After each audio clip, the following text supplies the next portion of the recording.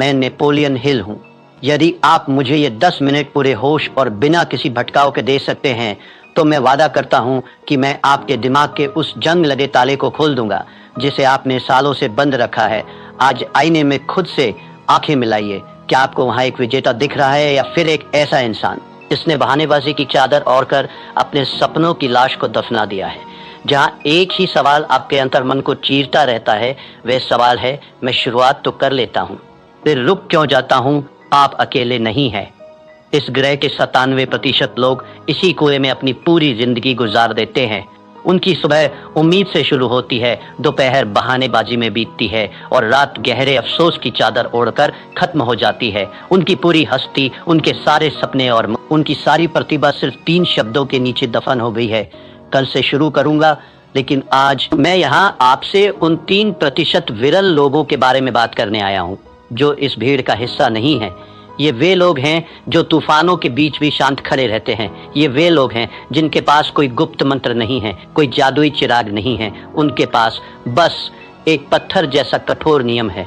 आज NH mindset के इस विशेष सत्र में मैं आपको उसी नियम की गहराई में ले जाऊंगा। हम नेपोलियन हिल के सिद्धांतों की राख से उस चिंगारी को निकालेंगे जो आपकी नियति बदल देगी। क्या आप अपने कंफर्ट जोन की जंजीरों को तोड़ने के लिए तैयार हैं? यदि हाँ, तो ये यात्रा आपके लिए है।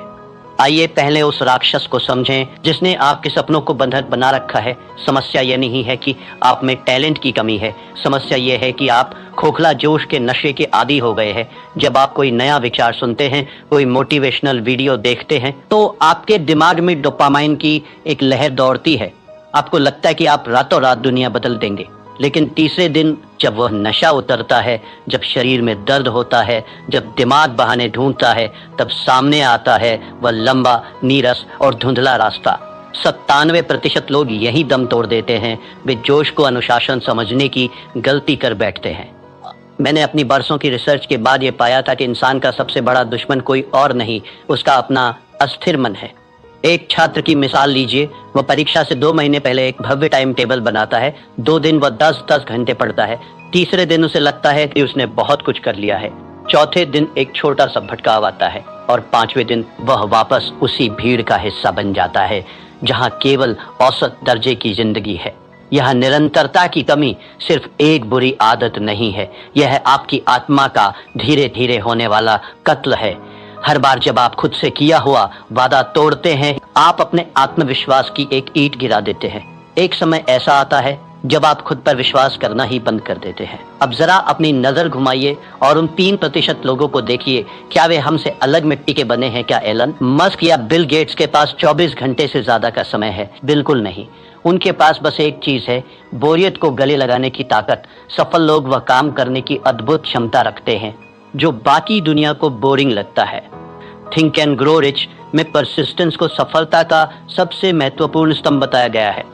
हिल कहते थे कि इच्छा वह बीज है, लेकिन परसिस्टेंस वो पानी है जिसके बिना वह बीज कभी विशाल वृक्ष नहीं बन सकता। ये 3% लोग जानते हैं कि प्रेरणा एक धोखा है। वे प्रेरणा का इंतजार नहीं करते, वे अपनी प्रणाली सिस्टम पर भरोसा करते हैं। जब उनका मन कहता है कि आज रहने देते हैं, तो उनकी अंतरात्मा गरज कर जवाब देती है, यही तो वो क्षण है जहां मैं भीड़ को पीछे छोड़ूंगा।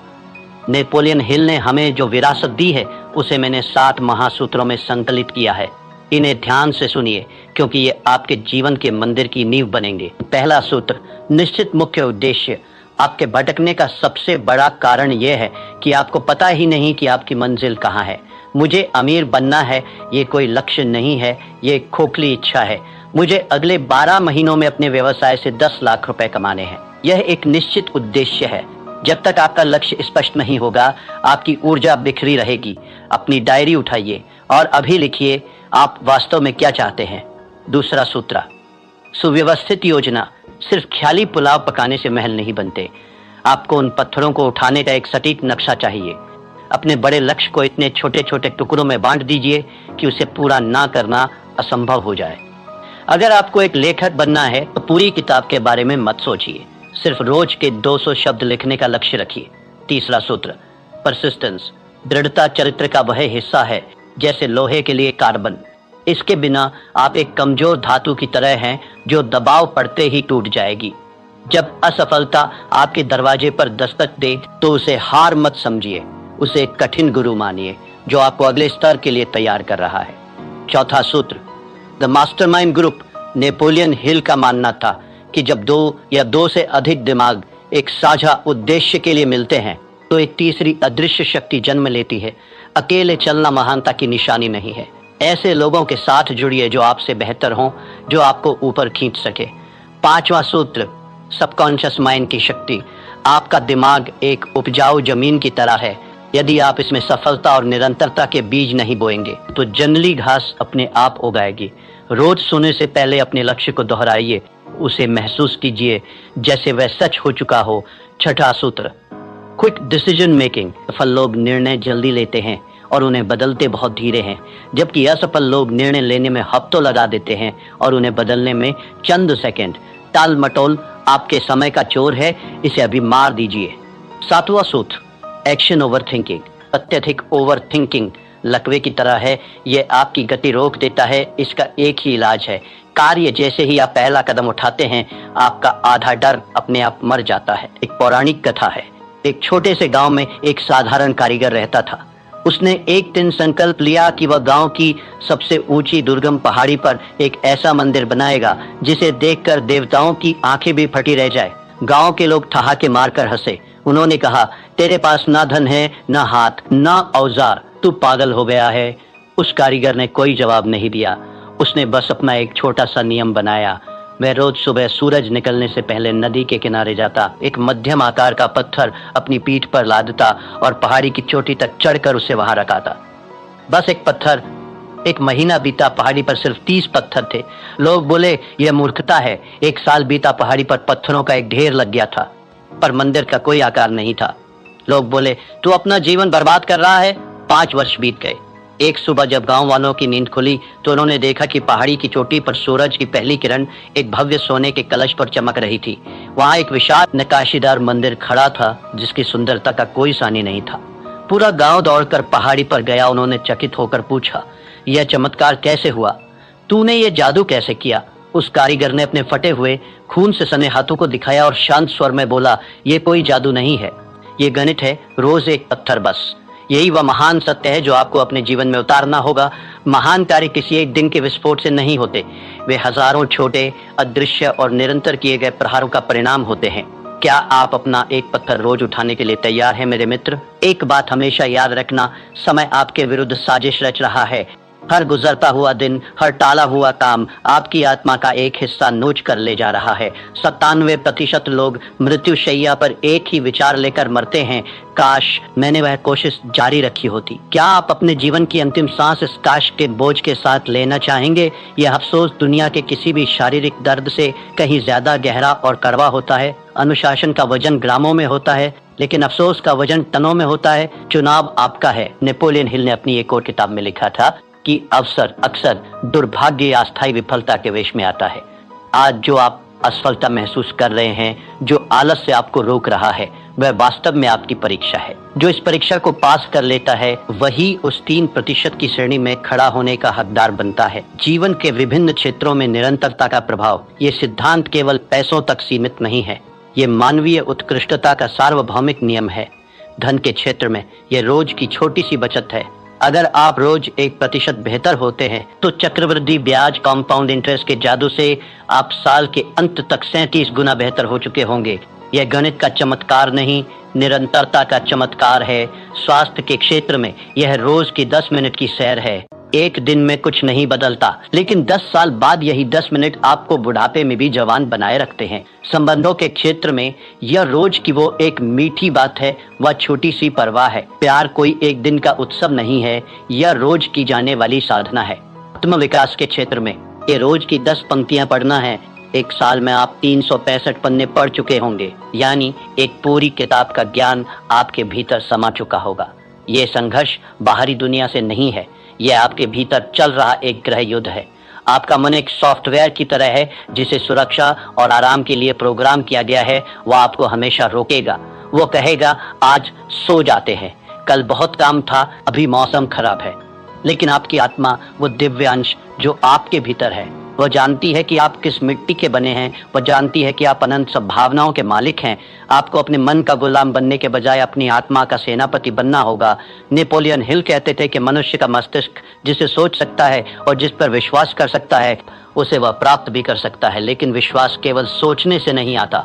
विश्वास कर्म से आता है। जब आप रोज अपना वादा पूरा करते हैं तो आपका दिमाग आप पर भरोसा करना शुरू कर देता है। अब वक्त है कोरी बातों को क्रिया एक्शन में बदलने का। मैं आपको एक चुनौती दे रहा हूं, 90 दिवसीय परिवर्तन योजना। पहला चरण, 1 से 30 दिन आदत का निर्माण। इस दौरान अपनी चुनी हुई आदत को सिर्फ 5 मिनट दें। चाहे बाहर तूफान आ जाए, चाहे भूकंप आ जाए, वो 5 मिनट आपकी जिंदगी के सबसे पवित्र मिनट होने चाहिए। यहाँ आपका लक्ष्य परिणाम नहीं बल्कि उपस्थिति दर्ज कराना है। 31 से 60 दिन, पहचान का बदलाव। अब आप केवल वह काम कर नहीं रहे हैं, अब आप वह काम बन रहे हैं। खुद से कहिए, मैं वह इंसान हूं जो रोज व्यायाम करता है, मैं वो इंसान हूं जो रोज पढ़ता है। आपकी पहचान बदलने लगेगी। 61 से 90 दिन मोमेंटम का जादू। इस अवस्था में पहुंचते ही जादू शुरू होगा। अब आपको खुद को धक्का देने की जरूरत नहीं पड़ेगी। अब आप एक ऐसी ट्रेन की तरह हैं जो 100 मील प्रति घंटे की रफ्तार से दौड़ रही है। अब आपको रोकना नामुमकिन है। तो मेरे साथी यात्रियों, अब आप उस तिराहे पर खड़े हैं जहां से 2 रास्ते अलग होते हैं। पहला रास्ता वही पुराना और घिसा पिटा है 97% वाली भीड़ का, जहां बहुत आराम है, हजारों बहाने हैं और अंत में एक सड़ा हुआ बदबूदार अफसोस है। दूसरा रास्ता उन 3% विरल व्यक्तियों का है जहां शुरुआत में अकेलापन है, जहां पसीना है, जहां दर्द है, लेकिन जिसके अंत में अमरता और शिखर है। आपका दिमाग अभी भी आपके कान में फुसफुसा रहा होगा, कल से देख लेंगे भाई, आज रहने दे। उसे एक जोरदार मानसिक थप्पड़ मारिए, अपनी आत्मा की आवाज सुनिए, अपनी डायरी उठाइए और आज इसी वक्त अपने मंदिर का पहला पत्थर रखिए। याद रखिएगा, इतिहास उन्हें याद नहीं रखता जो शुरू करते हैं, इतिहास उन्हें याद रखता है जो खत्म करते हैं। आज का यह दिन फिर कभी वापस नहीं आएगा। यह सूरज कल फिर उगेगा, लेकिन क्या आप वही पुराने इंसान होंगे या एक नया व्यक्तित्व? अगर आप उस 3% के क्लब में शामिल होने का अटूट फैसला कर चुके हैं तो कमेंट सेक्शन में अपनी आज की तारीख लिखिए और पूरे गर्व के साथ टाइप कीजिए, आई एम रेडी। ये आपका खुद से किया हुआ पहला सार्वजनिक वादा होगा। उठिए, अपने भविष्य की नींव रखिए और याद रखिए, यहाँ हम सिर्फ बातें नहीं करते, हम मानसिकता बदलते हैं। मेरे पास जो 10 मिनट आपने गिरवी रखे थे उनका समय अब पूरा हो रहा है। मैंने आपको वह चाबी सौंप दी है जिसे ढूंढने में लोगों की पूरी जिंदगी बीत जाती है, लेकिन याद रखना, चाबी सिर्फ रास्ता दिखाती है, दरवाजा आपको अपने कंधों से तोड़ना होगा। अगर आपकी रगों में अब भी वो खोखला जोश नहीं बल्कि सफल होने की एक ज्वलंत इच्छा दौड़ रही है तो इस चैनल को अभी सब्सक्राइब कीजिए, क्योंकि NH माइंडसेट कोई मनोरंजन का चैनल नहीं है।